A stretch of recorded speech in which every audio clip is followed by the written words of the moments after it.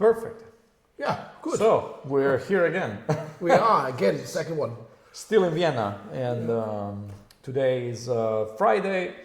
And so, yesterday we recorded this interesting chat about many topics. Improvisation and historical instruments and Robert Levin. And today we wanted to talk about conducting. Gosh. So, you are a very fine conductor, and yes, you are. I don't know. I just conduct. I just do what I do. You know. And it's interesting to know. I mean, I remember the story that you always tell about how you got to conducting, and then in particular, there was one lesson that you were given as a very young conductor in some theater. No, it's interesting because you refer to that as the moment in which you understood what conducting was about and what you had to do.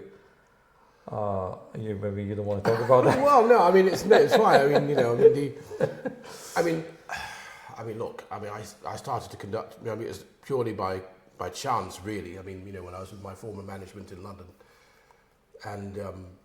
But was this something that you thought about doing, or somebody suggested it to you? No. I mean, no. Look, let's just come clean. I mean, the thing is that I went to Glyndebourne in '86, and I was the repetitor for Paul Gilbert, right? And Simon Rattle was the conductor for this. So at the time when I went to Glyndebourne, Granada Television, that's the local television station in Manchester, of course, where I'm from, they were making a documentary about me, and part of that documentary, of course, included Glyndebourne. Yeah.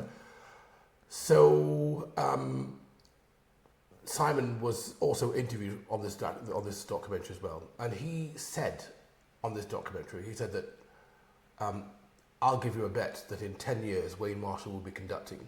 But I only knew about this when I saw the documentary when it's finally Oh, ended. I see. Okay. And I said, oh, no way. I mean, because I was not interested in conducting then. I had no inclination at all. But I think what Simon was mainly interested in was the fact that he was interested in how I was playing the piano part of Paul Gilbert, because I sort of played it in a very orchestral way. Right. You know, I'd be improvising a lot and adding things to it, not just playing the piano score as was written. Yeah. But you've got to sort of imagine the orchestra. Yeah. And that's the thing about an operatic score. You really have to play it like the orchestra and the feeling of it. Yeah. Because if you don't, then it's not quite the same way, because we know the score, we have the score there. Yeah. Although I say, you know, I didn't know the score of Paul Gilbert, but I mean, I knew how, you know, the sound of the orchestra was supposed to be. So I tried to replicate that as a pianist. All right. So that was 1986, and then yes. Well, I guess Simon Rattle was right. yeah. It's funny in a funny way. Yeah, he was right, but. You know, my first venture into conducting was with a youth orchestra in London, and I think it was my then manager's idea that I should, you know, conduct this orchestra. I mean, I played the violin, I played the cello, I played double bass, but at my school in Manchester, Chettam School of Music, I played timpani in the orchestra. I mean, I'd always had a lot of interest in orchestral music anyway. So I knew a lot of music and played quite a lot. Yeah. So the program for this concert was Borodin's Prince Igor Overture, and then the clarinet concerto by Croussel, and Tchaikovsky's Fifth Symphony. Now I played the timpani part in both the Borodin and the Tchaikovsky, but I didn't know this Croussel concerto. I didn't really like it anyway. It was not a very interesting work, but it was tricky to conduct, because, you know, a lot about conducting is about, you know, obviously understanding the preparations and stops and starts and what happens after it and before it. And I really had no idea about that. But in my head, I sort of knew how it went, because I mean, I could follow the score and so on. But obviously there were a lot of points at that time, and I could remember it. I see myself, you know, which I really didn't know how to handle the fermata and then what to do after the fermata and this. Yes. Yeah. So, anyway, it came to the Tchaikovsky, and I sort of knew how the piece went by ear, basically. But when you're following the score and, you know, directing it and so on. And I'll never forget the words of my manager. He came to me at the end of the concert and he said, yeah, well done, Wayne. Yeah, largely okay. He said, but the only time you really looked I really looked like a conductor was during the third movement of the Tchaikovsky, because it's all in three. And he said that was the only time I looked like a conductor, because then I was really beating in three. What the hell I was doing before?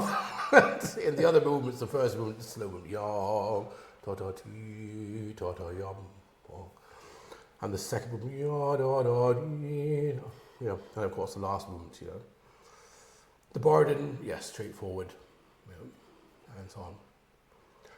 But a few years later, then I was conducting in the West End, Carmen Jones at the old Vic Theatre in London. And the then music director was this guy, was Henry Lewis, formidable guy actually. But we didn't really get on. I have to be honest with you, because I was a pianist and I could play the piano. He couldn't play the piano, but I think there was a lot of friction between us. Yes, because I stood no nonsense from him, because everybody else was very kind of, oh my soul, but I was not like that at all. Just the ordinary guy, shouting and all this. And I would just say to him, Maestro, what is it? What do you need? I'm very calm. He never got onto my skin, ever. So there was going to be none of that nonsense, the straight, but I learned a lot from him, yes. But then came the crux, because I had to conduct the orchestra during a rehearsal. And Carmen Jones was then, of course, it's based on Bizet's Carmen, but it was scored for a wind band, basically, wind ensemble with, a few strings and mainly wind and brass. So totally reorchestrated, fantastic. And then I had to conduct in the rehearsal. And the first thing that, the first recitative that Carmen sings, is quite complicated, with all the stops and starts. Yeah. I had no idea how to conduct it. Really had no idea. Complete mess up. I could hear it in my head, doing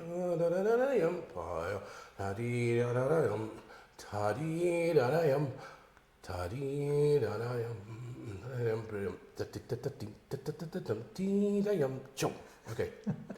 Complete mess. And I can still hear to this day, Henry shouting at the back, what the theatre, Anyway, so the rehearsal finished, and then he sort of just took me on one side and, this deep voice,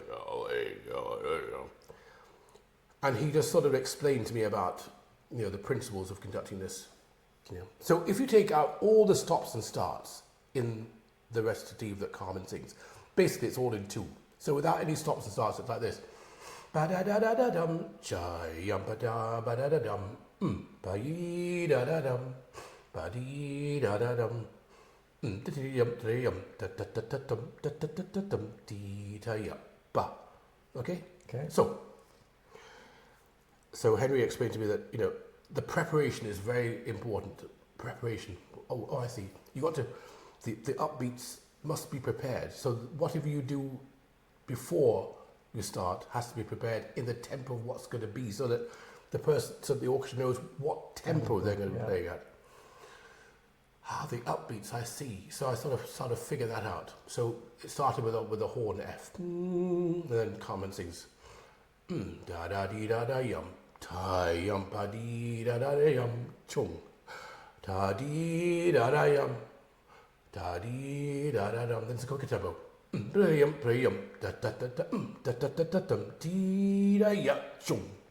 Wow, sounds complicated. It sounds complicated, but it was the only time that I've, the light suddenly switched on. Yeah. And I figured it out. It's about the preparation. Yeah. It's about, you've got to give the right signals to the orchestra. So the upbeats have to be the tempo that's got to follow. And, it seems a very basic thing, doesn't it? Yeah. But, it's so important, because that's basically what it's all about. Yeah. And I figured it out. And from that day on, I'm still learning. I'm still learning. I mean, as a conductor, you never stop learning because, first of all, you are conducting lots of different music. You're working with different orchestras. You're working with, different, repertoire, of course, but also every orchestra is different because we're all human, and humans are different. French, Italian, American, whatever. Yeah.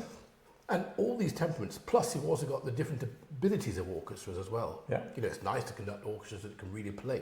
Yeah. But imagine if you have to conduct orchestras that can't play. Yeah.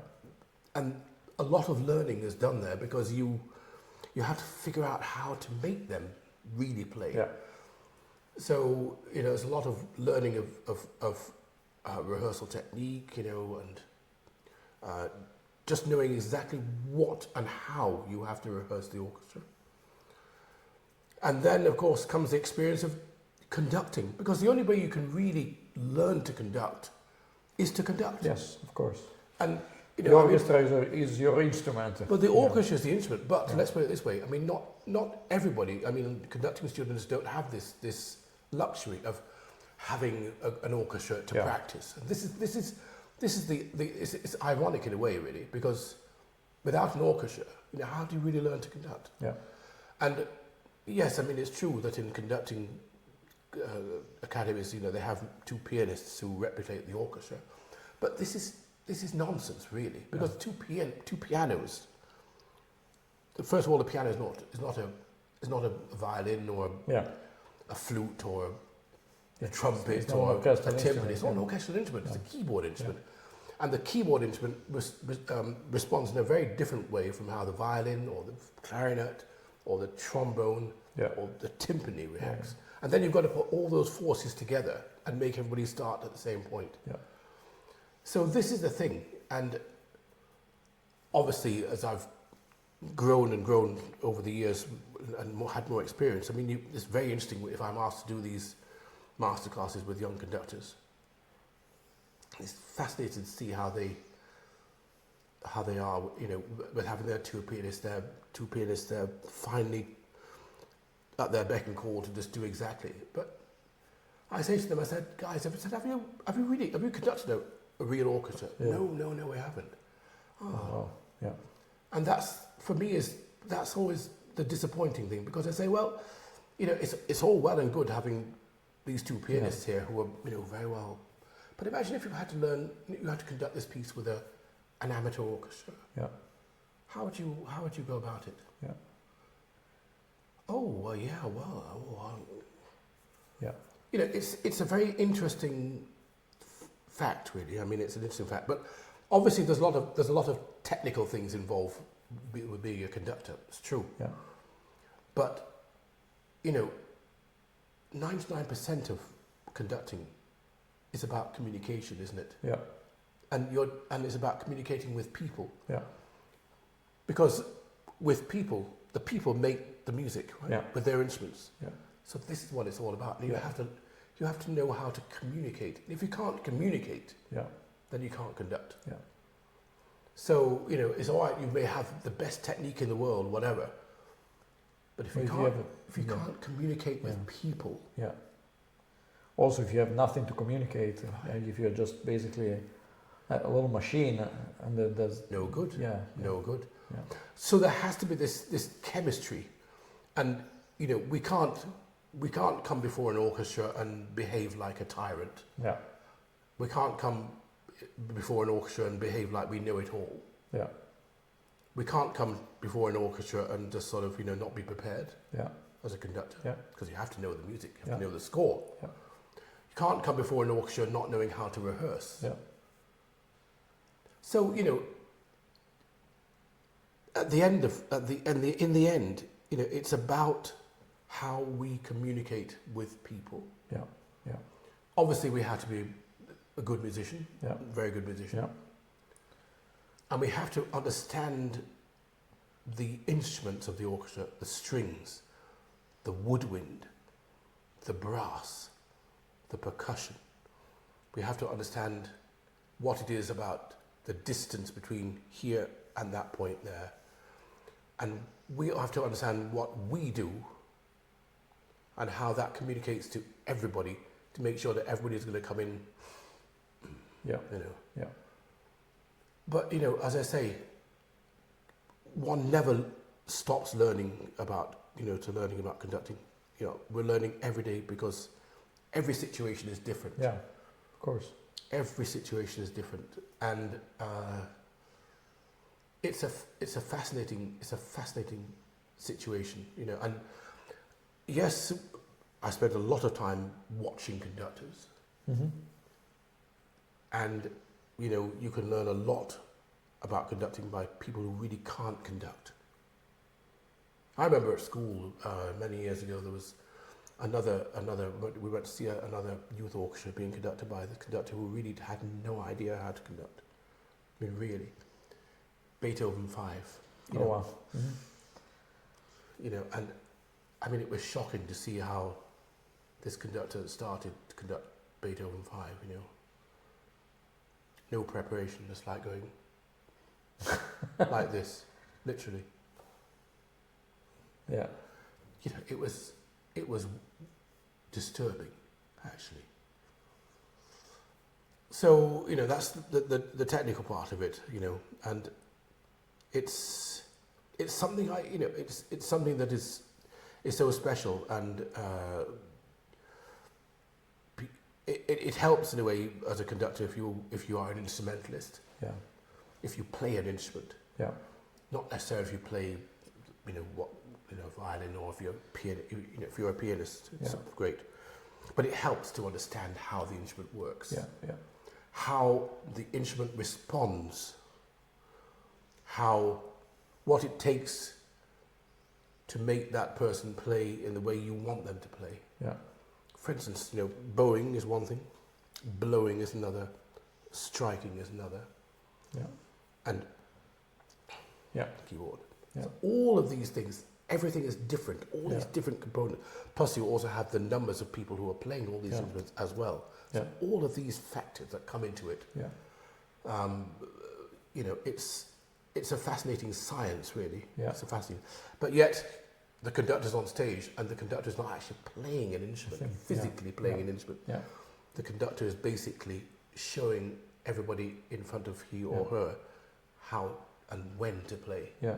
And that's the And I mean, the idea of preparation, which is the key of conducting, it also means that you have to be ahead of the players, because if you're on the beat with the players, it's too late to show something. You always have to, your brain has to be slightly in advance of what's going to happen, because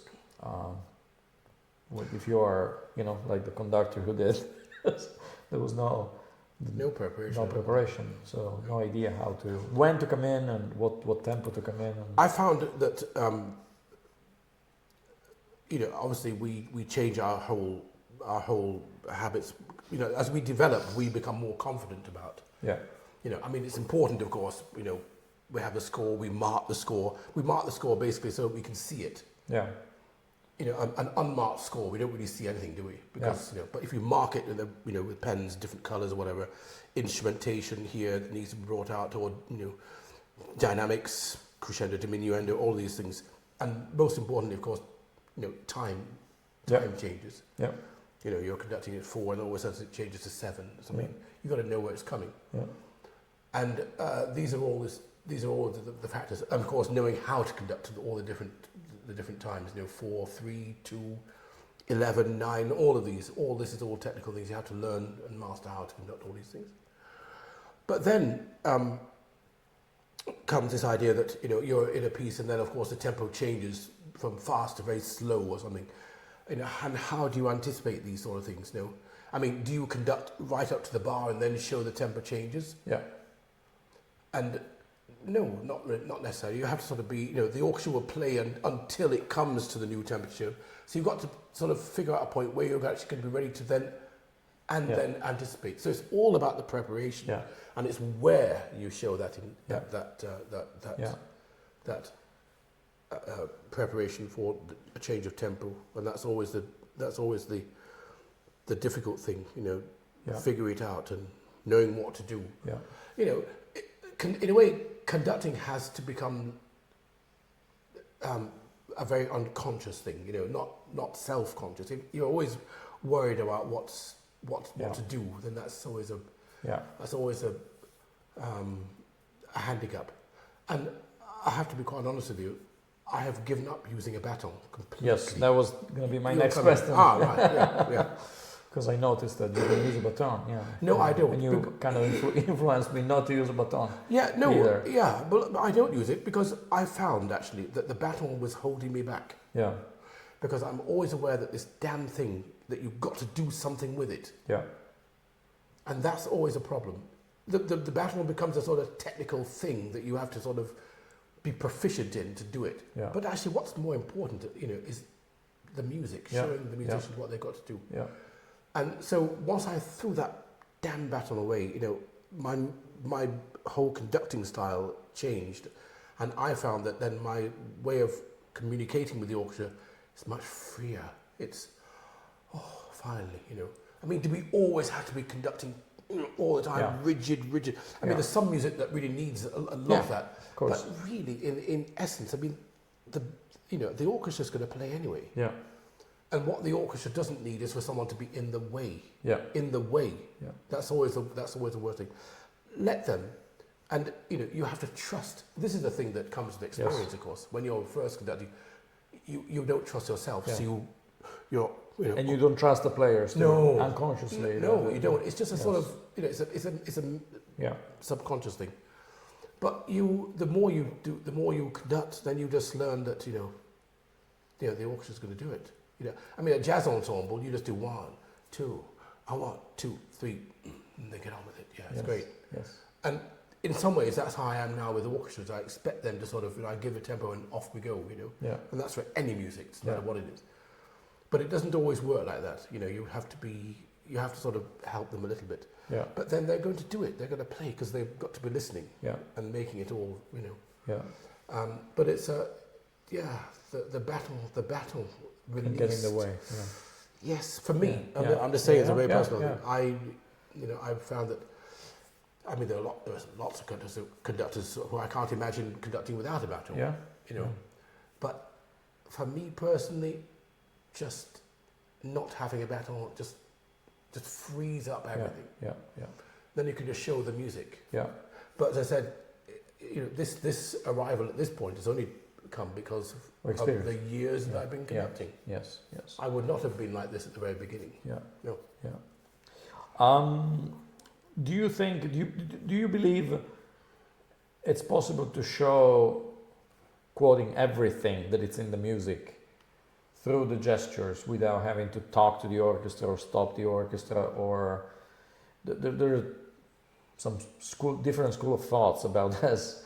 Some players who are saying don't stop an orchestra unless you already showed something, and then if you stop with the orchestra and you say, oh, there is a crescendo there, but you didn't show it. Do you think also it's possible to show everything through gestures, or there is something that has to be spoken or has to be? Lots has to be spoken. Yes. I can't get up on the podium and just expect Yes. the orchestra to play exactly as I want. Yeah. No. Yes. I think that's not something that I really Yes. want to believe I'm glad of this answer. Yeah, because we have to, and it's very important that the orchestra sees and hears the conductor and understands the personality and the intent of Yeah. what's expected, really. Yeah. Yeah. So we can never assume, and I'm very vocal, so for me tempo is very important. So Yeah. and feel is very Yeah. important. So it's important for me to show 3, 4, all these things. I have to do it. And Yeah. I could just do Yeah. like this, but it doesn't really work for me. Yeah. I like to just say 3 and Yeah. once I say it, then it's there. Clear. Yeah. And I think it's very important that the orchestra knows the tempo, the exact tempo Yeah. at that moment. Yeah. And I do say that rhythm is. Do you see what I mean? Yeah. It's not something that is a kind of Loose. Yeah. loosely. Rhythm Yeah. is. Yeah. So we have to be there with it. Yeah. And it's present in all music, not just in Gershwin or Bernstein or in Duke Ellington. It's present in Mozart, Bach, Beethoven, everything. Yeah. So some musicians may come up and say, "Oh, come on, Wayne, we don't need to." I don't Yeah. care about that. Yeah. They're going to hear it from me anyway. Yeah. Because if I start the tempo and it's not the right tempo, I'm going to say, so no, this is the wrong tempo. Yeah. You know, it has to be the right tempo, and they have to understand it. Yeah. We can, you know, you can't guess. It's nice to sort of do it, but guessing is not, assumption is not the thing here. It's about what's right at that moment. That moment, yes. One last question, and then we wrap it up. Can we? yeah. So I'm going to go rehearse. What recommendation would you have for a young conductor or somebody who wants to make it somehow? It's a very competitive career to have. There's a lot of talented people around, and there's a fewer jobs. As a principal conductor or guest conductor. So, what could be the future of a conductor in these days? What would be your recommendation? Well, it's a very, it's a tough question, this, because I mean, a lot of it is luck. Being in the right place at the right time. It's like everything, isn't it? Yeah. I think, as an individual, I think it's very important to learn as much and become as proficient and as good as you can be. Yeah. So that when the time comes, if someone spots you and they say, "Oh yeah, he's great. I want to have him." Or, I want to. Yeah. You want to have that person. Then that's good. It's good to be in a position where you are at a certain level, where you are accepted and being, you're someone that could potentially say, yes, I want to really work with that person. Yeah. But, as I said, a lot of it is luck. I mean, I've been very lucky. I can't deny that. But for you, it was clear that there was a talent behind it. Even though you might have had some issues with technique at the very beginning, it was clear there was a musical talent behind that. Well, the music was always there, but it's just the technicality of having to, to get that across to show. That can be learned. That's learned, yes, that's learned. Yes. But as I said earlier, the learning is one thing. It's the experience that's the other facet, and being in the position where you can actually do it. Yeah. You can only really learn by doing. It's very important. The more you do, the better you become. Yeah. And it's just this experience, the actual physicality of actually doing it. The more you do, the more you learn. More people you work with, you learn different things. You bring different things to other orchestras. It's a collective thing, and you never stop learning. I think that's the thing. You may have conducted. A work. I've conducted all the Gershwin works many times. Many times. But I never tire of it, because every time I conduct with an orchestra, it's a new experience. It's like starting again. Yeah. But that's the fascinating thing. And of course, I know the music well. It's true. And there's always something to learn. Yeah. There's, you may have rehearsed this particular piece with one orchestra one way, but then you come to the orchestra, this next orchestra, and you find that they can't do something. Yeah. So you have to find a different way. That's the thing. There's no hard fact or what do you call it? There's no kind of method that's standard. Yes. You say, okay, this is how I do it. This is how I'm going to rehearse. That's the result. Yeah. Because this orchestra may not have the abilities of the last orchestra I conducted, so you have to find that way forward with this particular orchestra, and that you can only do by doing it. Yes. They can say, "Oh yeah, well actually this orchestra's not so good." So you're like, doesn't mean anything. Yeah. It's only when you get up on the podium and then you realise it for yourself. Say, well, this is maybe, but. Yeah.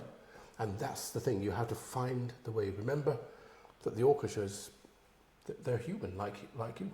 Yeah. So we have to find ways. Maybe the ability of the strings is not as good as the last orchestra. Yeah.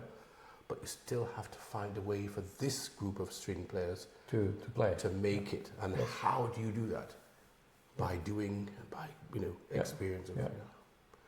But anyway, I know we digress a little bit from, but it's hard for young conductors, because you do need the experience, and obviously you need to gain, to just become proficient and good, and you have to have a good level of musicality inside you, and also just to be able to be a good communicator. You know, you can't come in front of an orchestra and be like a wimp, really. Yeah. And don't come in front of an orchestra like you're Mr. Know-It-All or like the funny guy, because you know people will see right through you. Yeah. You've got to have it. You've got to have what it takes inside you that's credible, and you have to have the integrity and the humility as well to be able to explain to the orchestra what it is you want. Just don't try to be anything special on that podium. Yeah. And that's, you know, those conductors just will be eaten for breakfast, really, eaten alive by the orchestra. Yeah. Don't come there with attitude of, you know, don't come to an orchestra and, you know, be like, Yeah. But there are a lot of conductors like that, unfortunately. I mean, I have worked with a few, with some no names. Of course. You know, it doesn't do them any good, and it doesn't, you know, it just creates the wrong kind of atmosphere. We want to make music. We want to come there and have a great time and just make a great concert, and for people to talk about this experience of, oh yes, you know, last week we had this person. Oh, it was fantastic. It was great. You know, rather than saying, God, we had this really idiot who came last week. And, you know. Yeah. You know, we're here to entertain. The musicians together. We're here to entertain. Yeah. So entertain. Yeah. Make it good. Yeah. Yeah. And enjoy it, but just do the right thing. You know? Yeah. Well, thank you very much, Wayne. It's been a pleasure as usual talking to you about so many topics. So I'm not being too radical here about all these sort of things, but I do have a very kind of strong opinion about things, but I mean, it's just that, but it's just, speaking the truth. Yes, of course. So, I think it's, I've been very lucky. I've had a lot of, teachers who've been very kind and cruel to me to make me realize that, the world is a very competitive place, and that they spotted something in me that can only be achieved by hard work. Yeah. And that's it. Nothing is handed on a plate. Yeah. And that's it. Next time I want to talk about the choice of music. So, because I respect the type of repertoire that you choose and you bring around, and we had discussions about some composers versus other composers, and I asked you, why don't you conduct this Brahms symphony or Schubert, and you made some faces like you're doing now. But it would be interesting, because to me it's very important.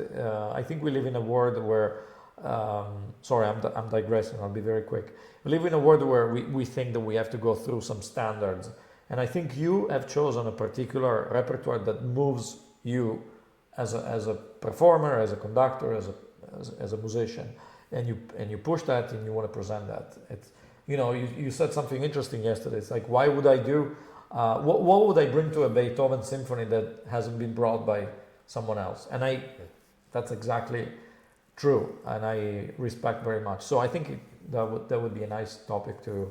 It's not that I can't. It's not no, that I exactly. Can't of course. It's just that there are a lot of great Beethoven interpreters around already. Yes. I mean, this is the thing. So, and also because the language of music is vast, but somehow in the classical music world, it seems to be there's a sort of only a small percentage of the music that's standard repertoire, and this I have a problem with. Yeah.